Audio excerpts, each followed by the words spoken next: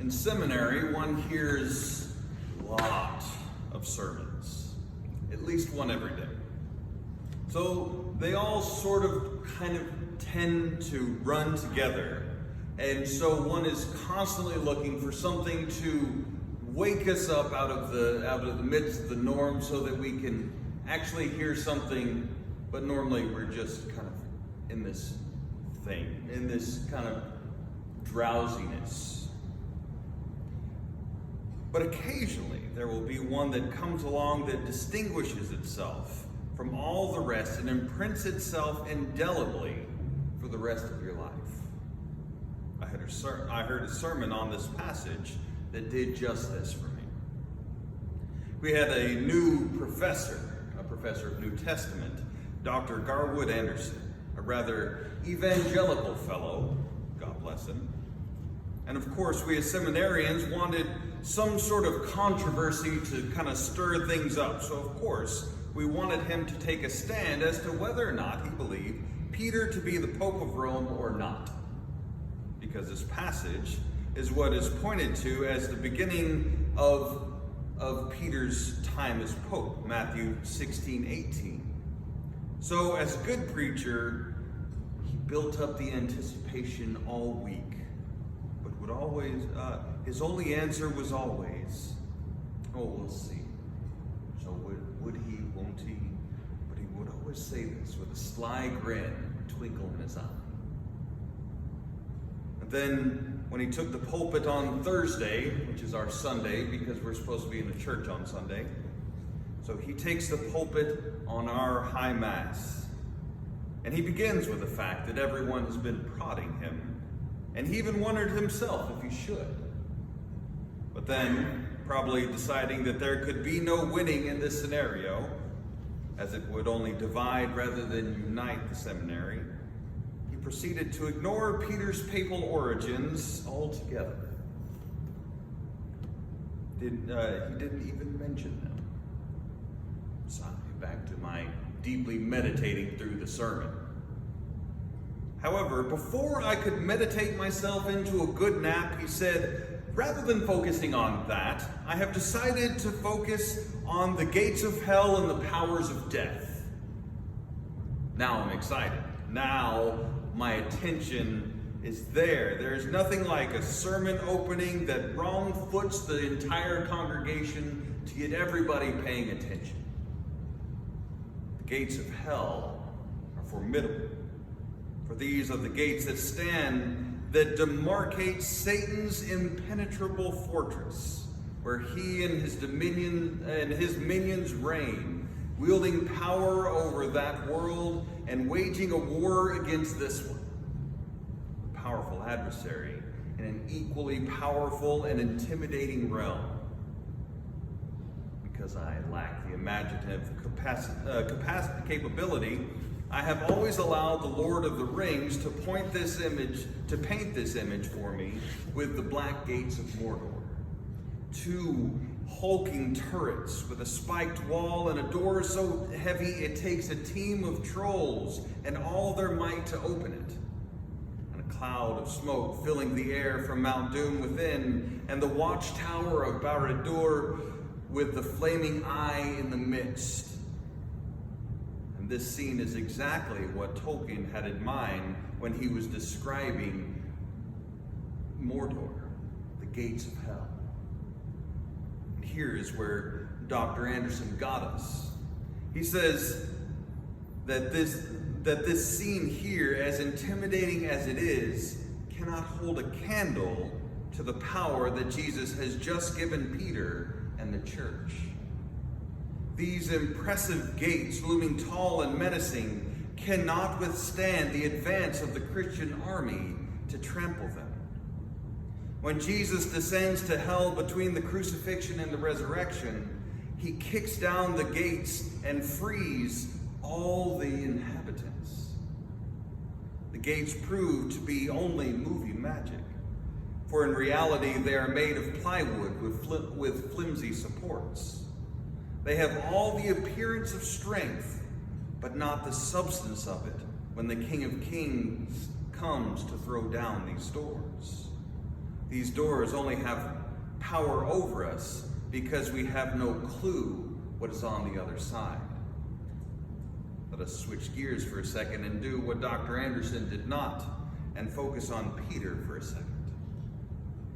After his confession of Jesus as the Christ, the Son of the living God, Jesus says to Peter, "Blessed are you, Simon Bar-Jonah, for flesh and blood have not revealed this to you, but my Father who is in heaven." Now, being the Greek scholars that I know you all are, we can have a bit of fun here. For Jesus calls Simon Peter, he calls Peter Simon Bar-Jonah, Bar-Iona in the Greek, or Simon, son of John, Bar being the Hebrew word for son of. Now, so it means Simon, whose father's name is John. Very simple. Jesus calls him this in John's gospel as well, when he says, "Simon, son of John, do you love me?"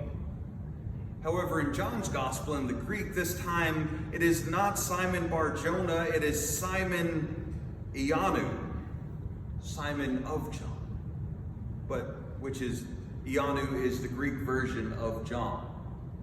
So why the difference? Why Simon Bar-Jonah and Simon of John? Context gives us the clue. In Matthew's gospel, at the beginning of the chapter we are currently in, Jesus is again asked by the Jewish authorities for a sign. And he tells them, "No sign will be given except the sign of Jonah." Now, in my studies, which are now over 20 years, I have learned to be suspicious of any difference, because they're not done accidentally. Matthew is not mistranslating Peter's father's name here. He is using the closeness between the names of John and Jonah to point back to the sign of Jonah that he just said. So we must now ask ourselves, what is the sign of Jonah? Jonah was swallowed by a great fish, and he dwelt in the belly of that fish for 3 days and 3 nights, where Jonah says that he was in the belly of Sheol, dwelling place of death.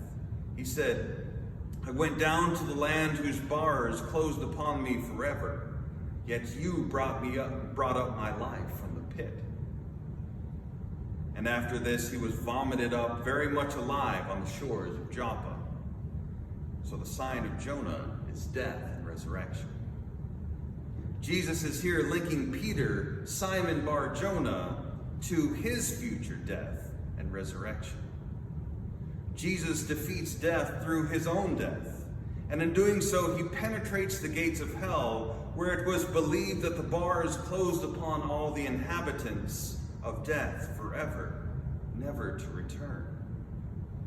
And then he kicks them down, showing how flimsy they truly are and how powerless the adversary is to prevent him in doing this. If you were to look at a painting of this scene, it's called The Harrowing of Hell. And in this scene, you would see Jesus standing at the door, which is devoid of an actual door, because that door has been thrown down on the floor with Satan trapped beneath it, with the evidence that that door has been ripped from its hinges from the outside. Once Jesus does this, he then gives the keys to Peter, and through him to the church, so that this door may be opened at any time to set free those who have gone into death. Because with the death of Christ, the true king has been placed on his throne, and any usurpers thrown down, so that now the kingdom of heaven encompasses even the realm of the dead, so that there is no part where Christ does not reign.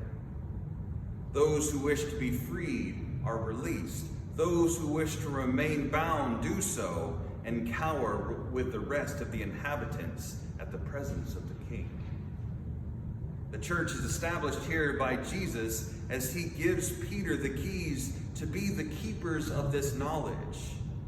Keepers not in the sense of holding it so tightly that no one has access to it, but in the sense that the church is to hold on to the knowledge so that this is always available to all.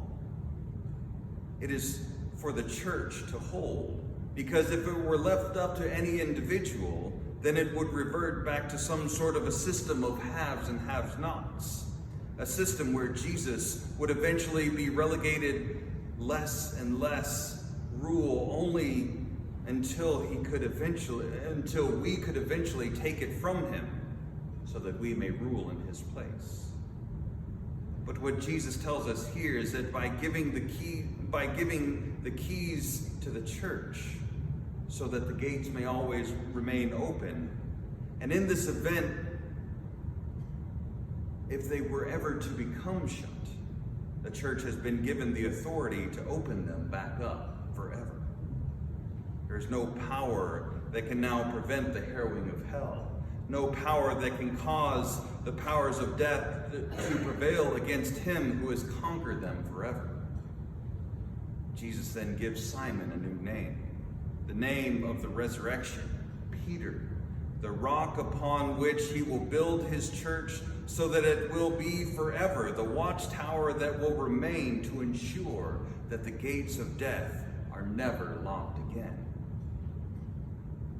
I've heard a lot of sermons before and since, but this is still one that remains as one of the most memorable. In the name of the Father, and the Son, and the Holy Spirit.